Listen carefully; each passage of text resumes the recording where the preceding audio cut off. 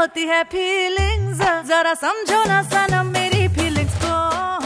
পুষ্পা খ্যাত অভিনেত্রী রাশমিকা মান্দানা সম্প্রতি তার পরবর্তী সিনেমা সিকান্দারের শুটিং থেকে বিরতি নিয়েছেন।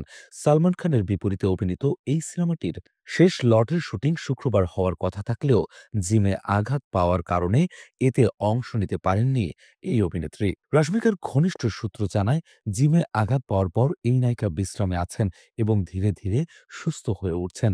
চিকিৎসকদের পরামর্শ অনুযায়ী সম্পূর্ণ সুস্থ না হওয়া পর্যন্ত তিনি শুটিংয়ে ফিরছেন না। তবে তিনি ইতোমধ্যেই অনেকটা ভালো অনুভব করছেন এবং খুব শিগগিরই কাজে যোগ দেবেন। সিকান্দার সিনেমাটি পরিচালনা করছেন জনপ্রিয় নির্মাতা আর মৃগাদোষ এবং প্রযোজনা করছেন সাজিদ নাদিয়াদওয়ালা।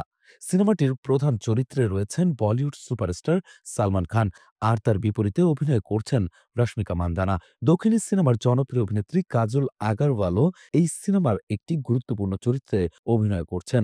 সিনেমাটির শেষ লটের শুটিং হবে মুম্বাইয়ে। এতে একটি আইটেম গানে সালমান ও রাশমিকার পারফরম্যান্স দর্শকদের জন্য বিশেষ চমক হিসেবে রাখা হয়েছে। সিনেমাটি ২০২৫ সালের ঈদে মুক্তি পাওয়ার কথা রয়েছে। রাশমিকা মান্দানার দ্রুত আরোগ্য কামনা করছেন তার ভক্তরা। সিনেমার দলও তার সুস্থতার জন্য অপেক্ষা করছেন।